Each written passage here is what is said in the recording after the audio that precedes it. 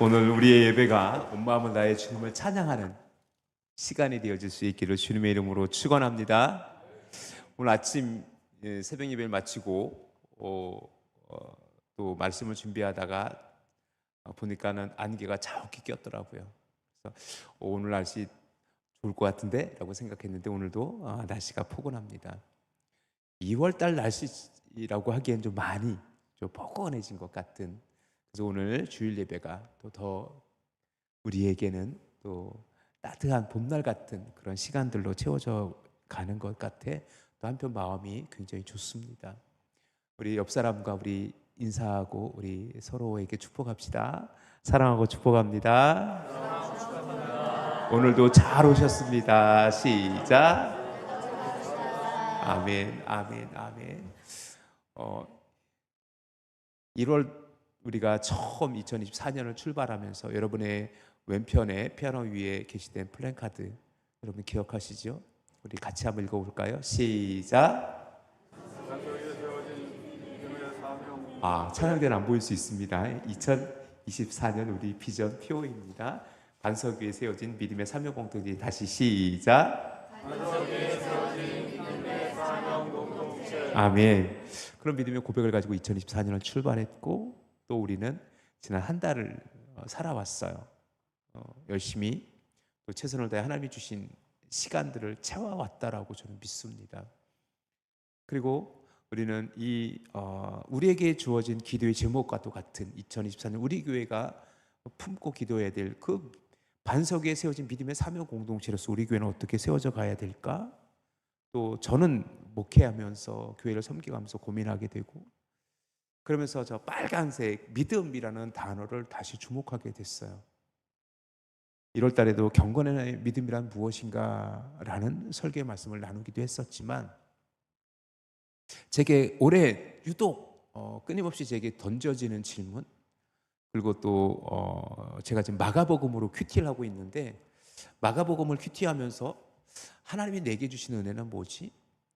또 하나님께서 말씀하시는 것들을 통해서 제 스스로에게 던져지는 질문이 믿음이란 무엇일까? 오늘 설교 제목이에요. 우리 같이 한번 읽어봅시다. 시작. 믿음이란 무엇이냐? 이것이 끊임없이 저에게 던져지는 질문이었었어요. 과연 믿음이 뭘까? 우리가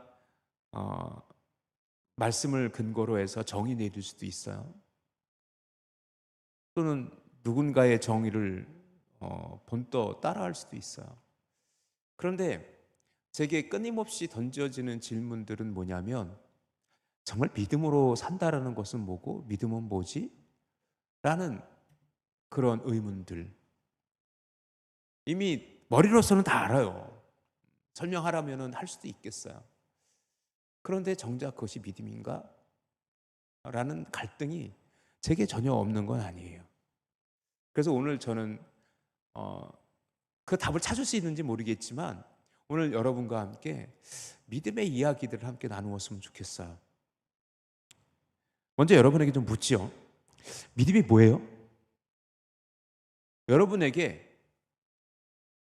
믿음이 좋은 사람은 누구지? 우리는 그래요. 그죠? 우리 김 집사님 믿음이 되게 좋은 것 같아. 우리 성도님, 어느 성도님이 요새 믿음이 좀 흔들리는 것 같아. 그런 얘기도 하기도 하고, 종종 때로는 난 믿음이 없어요 라고 이야기하기도 하고, 또 어떤 때는 내 마음속에 믿음이 충만한 것 같기도 하고 그래요. 그래서 여러분이 생각하는 믿음은 뭔지 여러분 한번 생각해 보세요. 옆 사람한테 지금 물어보실래요? 한번 옆 사람한테 물어보세요. 믿음이 뭐예요? 시작. 답을 해보세요. 옆 사람에게 내가 생각하는 믿음이 이겁니다라고 여러분이 알고 있는 생각이 있다면 여러분 한번 스스로에게 한번 답을 내려보시고, 혹시 옆 사람에게 소곤소곤 제가 생각하는 믿음이 이런 거예요. 시작. 믿음이 뭘까 도대체? 그래서 제가 역으로 생각해 봤어요. 믿음의 반대말은 뭘까? 믿음의 반대말은 뭐예요? 불신. 그죠? 불신. 불신. 안 입을 믿듯이 믿지 않는다. 그죠? 우문의 현답이십니다. 그런데 또 생각해 보니까 우리가 염려하고 근심하고 또 두려워하고 불확실 속에 쌓여 있는 것들, 그리고 의심하는 것들, 이런 것들이 다 믿음의 반대말은 아닐까라는 생각을 하게 됐어요. 왜 염려해요? 왜 근심하고, 왜 두려워하고, 왜 불확실 속에 쌓여 있고, 심지어 우리는 의심하고, 끊임없이, 저도 솔직히 의심하는지 모르겠어요. 끊임없이 의심하고, 그런 것들이 오히려 생각해 보니까 믿음의 반대말이기도 하더라고요.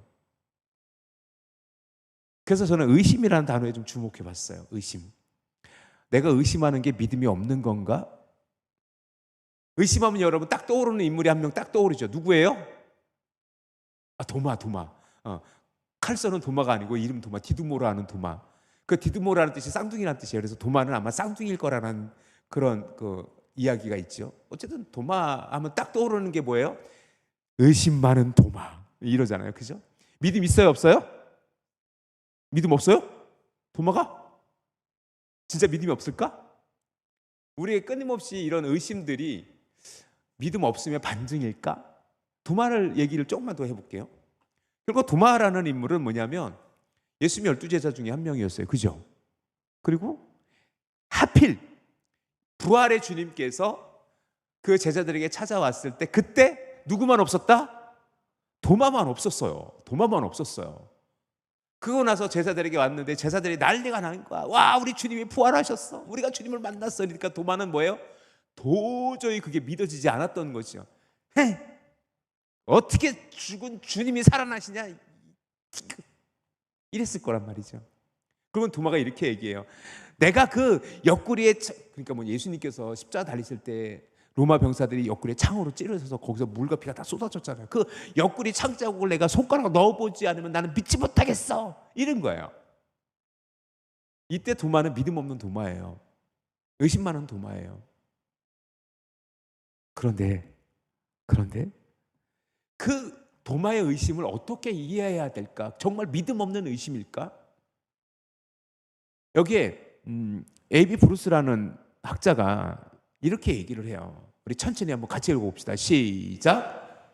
도마의 의심은 슬픔의 사람이 지닌 의심이었고 그의 슬픔은 그가 지금 의심하는 사건이 바로 그가 가장 기쁘게 확신하고 싶은 사건이었다. 무슨 얘기냐면 이 12제자의 훈련이 굉장히 중요한 책이에요. 제게 있어서는 이 12제자의 훈련이라는 A.B. 브루스의 책에서 A.B. 브루스라는 학자는 이렇게 얘기하는 거예요.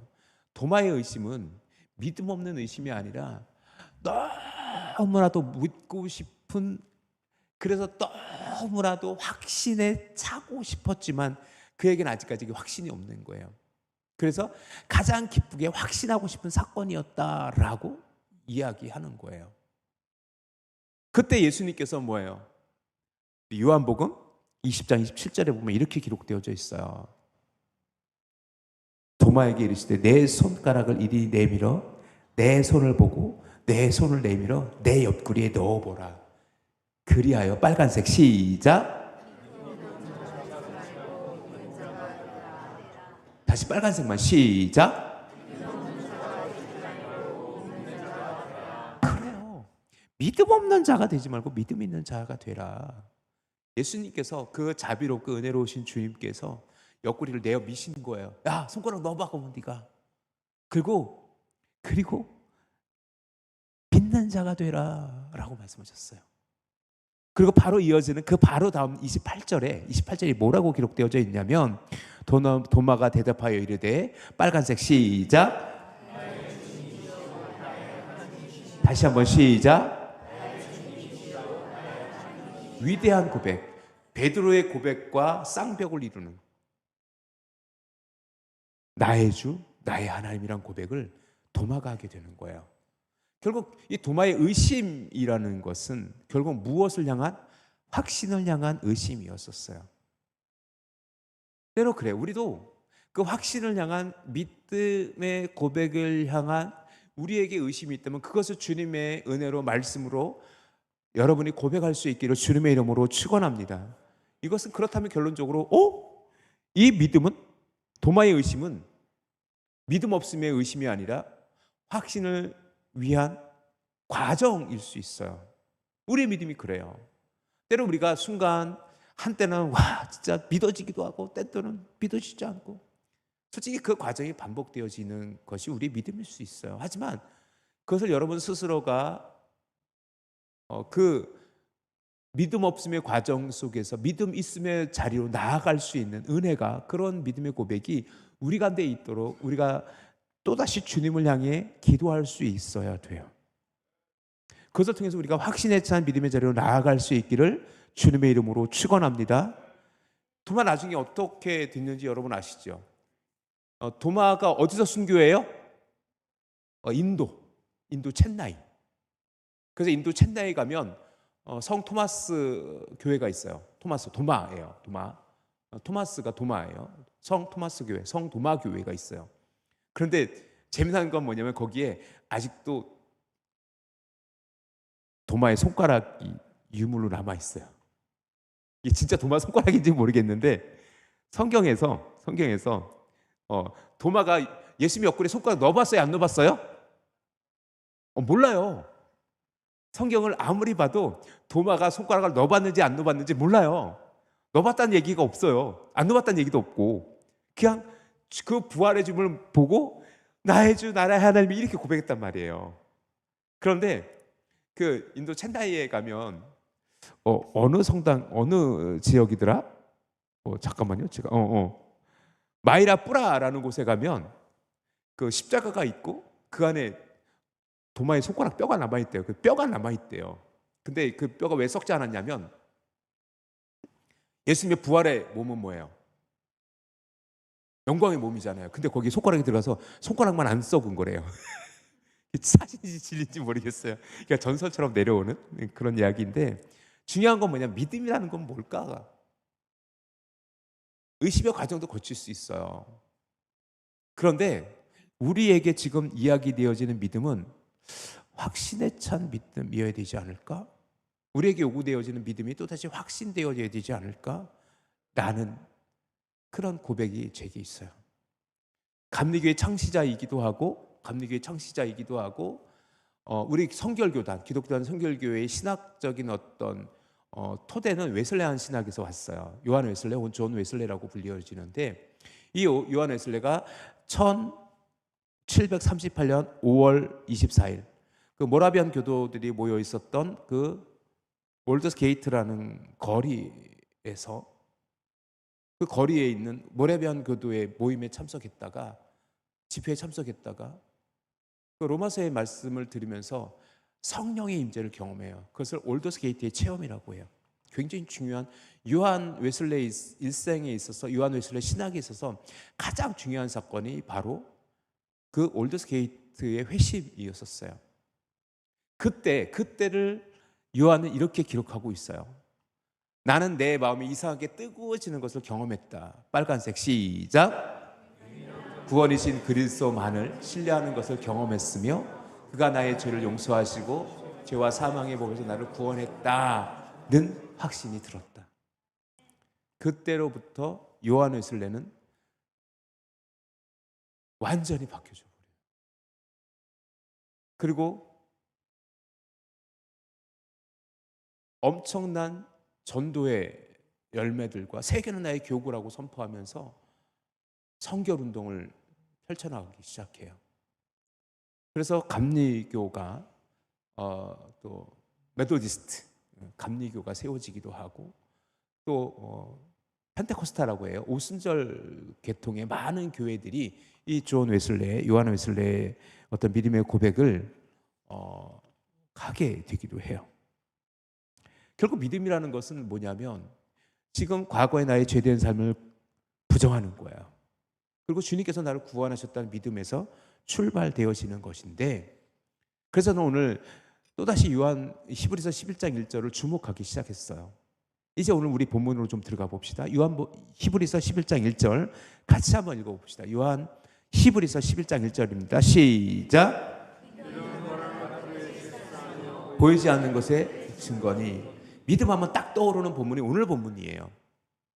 그래서 오늘 본문을 통해서 그 히브리 기자가 고백하고 있는 히브리서 11장 1절에 기록되어져 있는 이 본문의 말씀을 조금만 더 살펴봄으로써 우리의 믿음에 대해서 다시 한번 생각해 봤으면 좋겠어요. 자, 본문 1절에서 우리가 첫 번째로 주목해야 될 것은 뭐냐면 믿음은 바라는 것들의 실상이다라는 거예요. 소망이 실제로 경험으로 느껴지는 거예요. 그래서 우리가 첫 번째 고백해야 될 것은 무엇이냐면 첫 번째, 믿음이란 시작.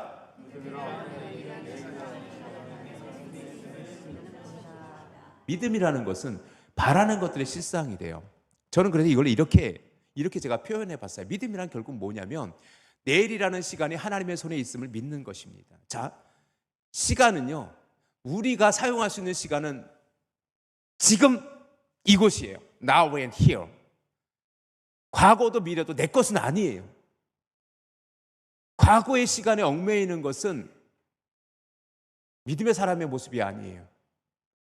현재에만 매몰되어져 있는 것도, 현재에만 매몰되어져 있는 삶도 온전한 믿음의 삶은 아닐 수 있어요. 그런데 우리는 어떠한 삶을 살아가냐면 이루어지지 않았어요. 바라는 것들의 실상이라고 했잖아요. 우리가 바라는 것, 기도하는 것이 이미 이루어진 줄 믿고 오늘을 살아가는 삶, 그것이 오늘 믿음의 삶이라는 것을 여러분이 기억하시길 주님의 이름으로 축원합니다. 정말 믿음에서 중요한 것은 뭐냐면 현재나 현실에 얽매이는 게 아니에요. 때로 현재는 내가 원하는 대로 되어지지 않을 수도 있어요. 내가 계획한 대로 이루어지지 않을 수도 있어요. 그렇다고 해서 그 삶이 실패한 인생이에요? 그의 삶이 하나님께 부정당한 인생이에요? 아니에요. 우리의 믿음은 뭐냐면 하나님께서 나의 미래를 이끌어 가신다는 확신. 그래서 오늘 분명히 우리 속에는 불확실해요. 우리 오늘 지금 당장 오늘 저녁에 무슨 일이 벌어질지 모르잖아요. 저도 눈을 부라리면서 아시안컵 8강과 16강을 봤어요. 지는 줄 알았어요. 그런데 뭐예요? 1분 남겨놓고 동쪽을 넣고 또 1분 남겨놓고 동쪽을 넣고 그래서 지금 4강에 올라가 있거든요. 몰라요. 언제 우리의 인생이 역전될지 아무도 모른단 말이에요. 사랑하는 성도 여러분, 그래서 믿음은 현재에 매몰되어지는 것이 아니라 내일을 바라보며 그곳에 하나님께서 우리 가운데 이루실 것을 바라보는 것, 그것이 믿음이라는 사실을 기억하시길 주님의 이름으로 축원합니다. 분명히 현재의 염려와 걱정이 있을 수 있어요. 두려움이 있을 수 있어요. 하지만 정말 믿음 있는 성도라면 그 염려와 걱정과 두려움을 무엇으로 이겨낼 수 있다? 무엇으로 이겨낼 수 있다? 큰 소리. 무엇으로 이겨낼 수 있다? 믿습니까? 그래요. 그것이 우리의 고백이어야 됩니다. 그래서 믿음이라는 것은 뭐냐면 오늘을 살면서 내일을 보는 삶이에요. 한번 따라해 봅시다. 오늘을 살면서 내일을 보는 삶. 믿습니까? 아멘. 오늘 비록 우리에게 소망이 없을 것 같은 삶이지만 믿음은 우리에게 무엇을 주냐면 그 소망이 실상이 되어지는 희망을 준다라는 거예요. 그러니 우리가 사는 거예요. 그러니 우리가 믿는 거예요. 누구를? 하나님의 인도하심을, 하나님의 섭리를. 프로비던스라는 섭리라는 단어가 보다라는 뜻이 있어요. 프로비던스, 미리 보다라는 뜻이, 그것이 섭리래요. 참 재밌어요. 하나님께서 우리에게 보여주시는 거예요. 하나님께서 미리 보시는 거예요. 그리고 그것을 우리를 이끌어 가시는 거예요. 존 파이퍼 목사님의 섭리라는 책을 제가 지금 읽고 있는데 그 책에서 그렇게 이야기하더라고요. 사랑하는 성도 여러분, 기억하십시오. 믿음이라는 것은 현실에 매몰되어지지 않고 내가 바라는 것을 실상으로 여겨가는 삶, 그런 믿음의 고백이어야 돼요. 두 번째는 뭐냐면 우리 1절 다시 한번 읽어보세요. 1절 다시 한번 읽어보세요. 믿음은 시작. 믿음은 바라는 것들의 실상이요 보이지 않는 것들의 증거니. 그래서 제가 두 번째 보이지 않는 것의 증거니라는 것을 이렇게 풀어봤어요. 두 번째 자막 띄워주세요. 믿음이란 두 번째 시작. 믿음이란 현재의 삶에서 하나님의 말씀에 순종함으로 자신의 믿음을 증명하는 것입니다. 증명하는 것입니다. 결국 믿음이라는 것은 내 믿음을 증명해가는 것이 되어야 되는데 그것이 믿음의 삶이라는 거예요. 사랑하는 성도 여러분, 기억하십시오. 믿음은 하나님의 약속을 따라가는 삶이어야 돼요. 믿음의 삶은 하나님의 약속을 따라가는 삶이어야 되고, 현재가 미래를 만드는 것이 아니에요. 미래가 현재를 끌고 가는 거예요. 자, 이 문장을 조금 더 우리가 좀 생각해 봅시다. 세상 사람들, 세상의 가치, 세상의 경험들은 무엇을 우리에게 얘기하냐면, 미래는 현재가 만들어가는 거야. 현재의 경험들이 쌓여서 미래가 되는 거야. 과거의 시간들이, 그 역사들이 쌓여서 미래가 되어지는 거야 라고 얘기해요. 틀렸다고 말할 수 없죠. 분명히 우리는 과거의 시간과 현재의 시간이 쌓여서 미래를 만들어 가니까. 그런데 우리의 믿음의 고백은 뭐냐면, 미래가 현재를 끌어가는 거예요. 그 미래라는 것은 뭐냐면 하나님을 향한 믿음, 하나님께서 우리에게 보여주시는 비전, 그것들이 오늘 우리로 살아가게 한다라는 거예요. 그리고 믿음의 삶은 어떠한 삶이냐, 그것을 증명해가는 삶이라는 사실을 여러분이 기억하시길 주님의 이름으로 축원합니다. 세상의 가치관은 현재의 삶이 미래를 만든다고 이야기하지만, 우리 그리스도인의 삶은 그렇지 않아요. 미래의 비전이 오늘을 만들어가는 거예요. 그래서 여러분 기억하십시오. 우리의 계획과 우리의 생각들이 늘 하나님의 계획과 일치할 수는 없어요. 그래서 이건 조금 좀 여러분에게 혼란스러운 이야기일 수도 있는데, 오늘 실패했다고 해서 여러분의 인생이 실패한 건 아니에요. 조금 전에 말씀드렸던 것처럼 하나님께서 어떠한 계획을 갖고 계신지 모르잖아요. 오늘 내 계획이 어그러졌어요. 오늘 내 생각이 말도 안 되게 다 무너져 버렸어요. 그 인생 끝난 거예요? 그 인생 종쳐진 거예요? 누가 그걸 장담할 수 있는데요? 하나님의 계획이 어디 있는지 어떻게 아시는데요? 하나님의 계획이 우리가 생각하는 것과 전혀 다른 곳에 하나님의 계획이 있을 수 있어요. 그러면 우리의 인생 가운데 우리의 계획한 것이 무너질지라도 하나님께서 우리의 삶을 이끌어 가신다면 그건 이제 전혀 다른 얘기가 되어져 버려요. 그것이 믿음의 증거가 되어지는 거예요. 믿음의 삶은 하나님을 보는 삶이지 우리를 보는 삶이 아니에요. 그렇기 때문에 우리 믿음의 삶은 하나님 안에서, 그래 내가 하나님을 향한 믿음의 고백을 가지고 살아가는 삶이야 라고 증명되어지는 삶이 되어져야 되는 거예요. 대표적으로 아브라함의 이야기를 우리가 많이 하죠. 아브라함 믿음의 조상이라고 하지만, 여러분 지난 1년 반 정도 새벽 예배 때 창세기를 우리가 강해를 했는데, 강해하면서 말씀을 나눴는데, 아브라함의 일대기도 우리가 다 다루었어요. 그리고 금요 성령 집회 때도 아브라함의 삶에 대해서 우리가 함께 말씀을 나누었어요. 아브라함의 삶이 늘 승리하는 삶이었던가요? 아니에요. 때로 실패하고 넘어지는 삶이었었어요. 하지만 하나님께서는 그를 이끌어 가셨고, 하나님의 그 뜻대로 하나님께서 그를 이끌어 가셨어요. 특별히 아들 문제에 있어서 아브라함은 다메섹 엘리에셀이 내 아들입니다. 그랬더니 아니야, 내 씨로 말미암아 내가 아들을 낳을 거야. 그래요? 그래서 종 하갈을 선택했던 거예요. 왜? 아브라함이 씨면 되니까. 그러니까 아니야, 너의 씨는 사라를 통해서 낳게 될 거야. 이스마엘도 아니야. 그러나 하나님께서 이삭을 주신 거 아니에요? 이삭을 통해서 하나님께서 민족을 이루어 가셨고, 그것이 아브라함의 삶이었잖아요. 우리의 삶도 마찬가지 아니에요? 아브라함이 다메섹 엘리에셀이 양자들인 걸 하나님께서 거부당하고 이스마엘을 낳고 하나님께 거부당했을 때 그 인생을, 아브라함의 인생을 불행하다 해요? 저 계획대로 하나도 되지 않네 라고 우리가 평가할 수 있어요? 아니잖아요. 하나님대로 이삭을 통해서 하나님의 민족을 이루어가게 하셨잖아요. 마찬가지라는 거예요. 현재의 삶이, 우리의 삶이 장래에 하나님의 계획하신 것들이 이루어감을, 비전을 바라보며 사는 삶이라면 그것이 믿음이요, 그것이 믿음의 삶이라는 것을 여러분이 기억하시길 주님의 이름으로 축원합니다. 그래서 보이지 않는 것의 증거예요.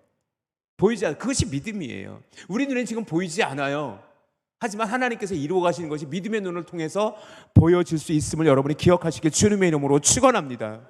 그래서 우리의 삶은 증명되어지는 삶이 되어져야 돼요. 우리 옆 사람에게 이야기합시다. 우리의 삶은 증명되어져야 됩니다. 시작. 다시 문장을 바꿀게요. 우리의 믿음은 증명되어져야 됩니다. 시작. 마태, 마가, 누가, 요한을 읽으면서 솔직히 예수님의 비유가 가득하거든요. 그런데 솔직히 제가 다 이해했다고 하면 그건 거짓말이에요. 솔직히 예수님의 비유와 예수님의 말씀들을 이렇게 공부하면서 저를 가장 혼란스럽게 했던 사건이 하나 있었어요. 하나의 예수님의 말씀이 있는데 그것은 마가복음 11장 12절 13절에 기록된 말씀이었었어요. 그 이야기를 조금만 더 할게요. 우리 마가복음 11장 12, 13절 우리 같이 한번 읽어봅시다. 이튿날 시작. 이튿날 그들이 베다니에서 나왔을 때에 예수께서 시장하신지라 멀리서 잎사귀 있는 한 무화과 나무를 보시고 혹 그 나무에 무엇이 있을까 하여 가셨더니 가서 보신즉 잎사귀 외에 아무것도 없더라. 이는 무화과의 때가 아님이라 라고 되어 있어요. 그리고 잠시 후에 이어진 말씀에서 예수님께서 그 무성한 잎이 있는 무화과 나무를 저주하세요. 왜? 열매가 없어서. 다시는 열매를 맺지 못할 거야 라고 저주하. 이것이 무화과 나무 저주 사건이에요. 그리고 그 다음에 마가는 의도적으로 성전 철결 사건을 끼워 넣어요.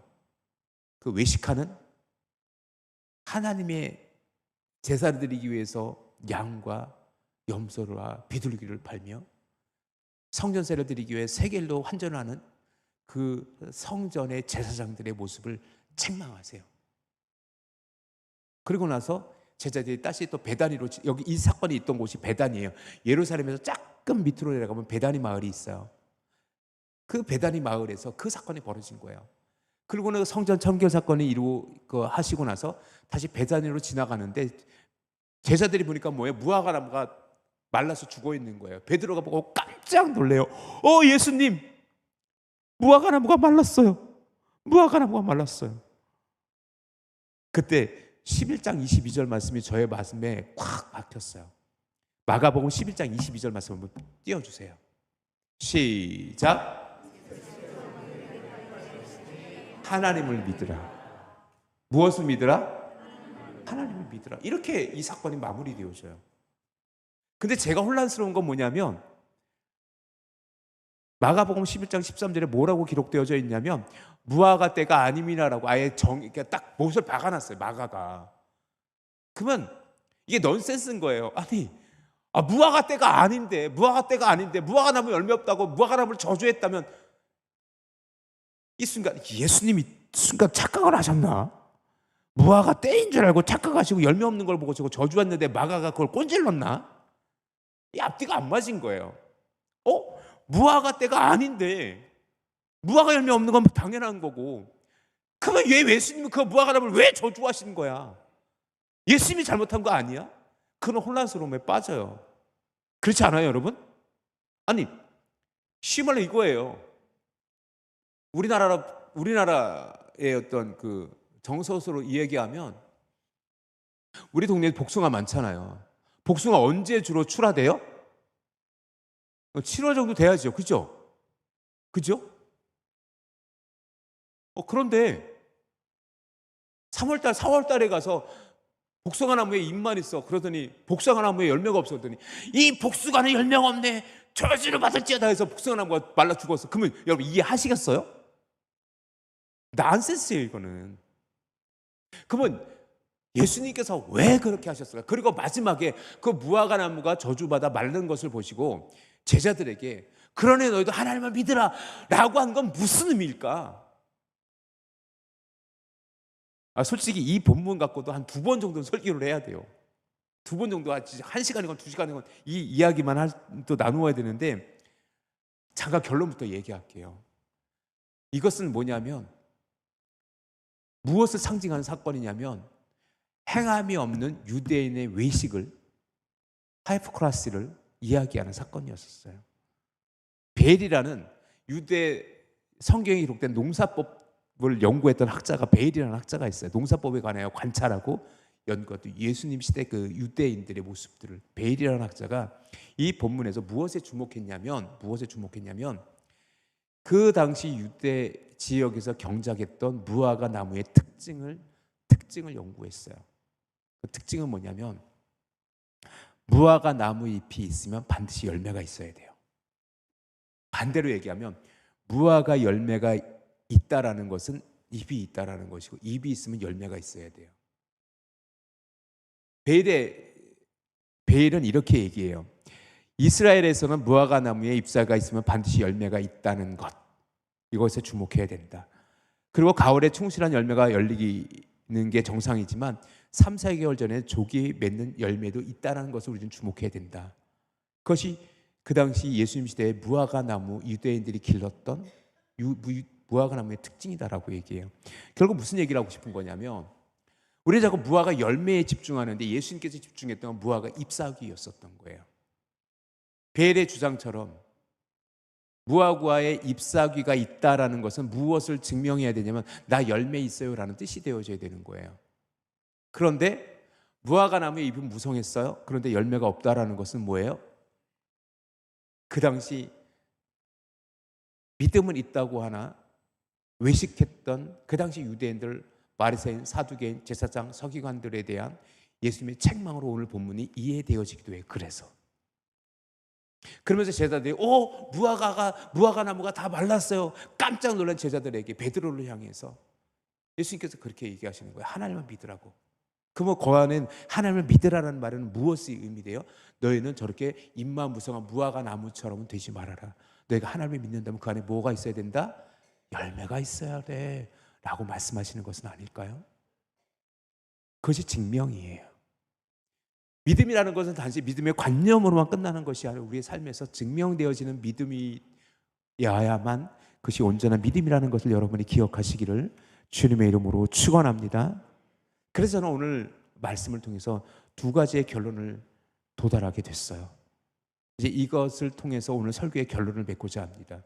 믿음이라는 것은 결국 무엇이냐면, 첫 번째, 자막을 띄워주세요. 믿음의 삶은 어떻게 살아가야 되는 것이고 믿음이라는 건 어떻게 정의되어 줄 수 있느냐. 첫째, 시작.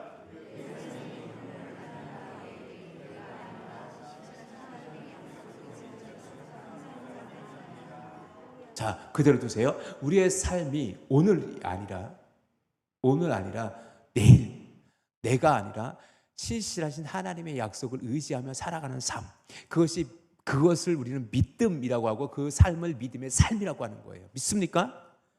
그런 삶이 되어질 수 있기를 주님의 이름으로 축원합니다. 두 번째는 이거예요.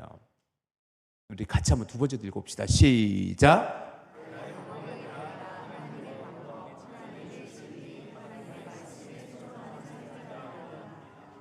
그렇습니다. 나의 방법이 아니에요.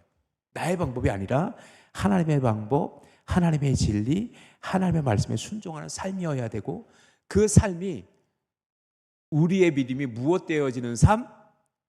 증명되어지는 삶. 자, 우리 함께 따라해 봅시다. 믿음이 증명되어지는 삶. 그게 믿음이에요. 그래야 온전한 믿음이지 않을까요? 사랑하는 성도 여러분, 오늘 우리 가운데 요구되어지는 믿음, 여러분은 어떻게 또 주님을 섬겨가며 또 여러분은 하나님을 향한 믿음의 고백을 가지고 살아가고 있습니까? 2024년 벌써 우리 2월을 살아가요. 오늘 또다시 하나님께 우리의 믿음을 온전히 고백하며 우리가 오늘 함께 나누었던 것처럼 오늘의 현실에 매몰되어지는 것이 아니라 내일을 향한 우리의 믿음의 고백을 가지고 내 방법이 아니라 하나님의 계획과 하나님의 방법과 하나님의 말씀에 순종함으로 하나님을 향한 우리의 믿음이 증명되어지는 삶, 잎만 무성한 무화과 나무가 아니라 그 안에 열매가 있는 삶. 때로 우리가 의심할 수 있어요. 하지만 그 의심을 넘어 확신에 찬 믿음으로 인도 첸나이에서 순교했던 도마의 삶처럼 우리의 삶이 확신에 찬 믿음의 삶으로 하나님께 나아가는 그런 우리의 믿음의 삶이 되어질 수 있기를 주님의 이름으로 축원합니다. 기도합시다. 사랑과 은혜가 많으신 아버지 하나님, 오늘 우리 가운데 함께 하심을 믿습니다. 오늘 우리에게 주신 말씀과 같이 온전히 오직 예수 그리스도를 향한 믿음, 그것이 오늘 우리를 현실에 매몰되어지지 않게 하며 내일을 바라볼 수 있게 하시며 나의 방법이 아니라 하나님의 말씀과 하나님의 계획과 하나님의 인도하심에 순종하여 따라가는 삶, 그래서 우리의 삶이 증명되어지는 삶이 되어지는 우리의 믿음의 삶, 우리의 믿음의 모습이 되어질 수 있기를 원합니다. 예수 그리스도의 이름으로 간절히 기도합니다. 아멘, 아멘.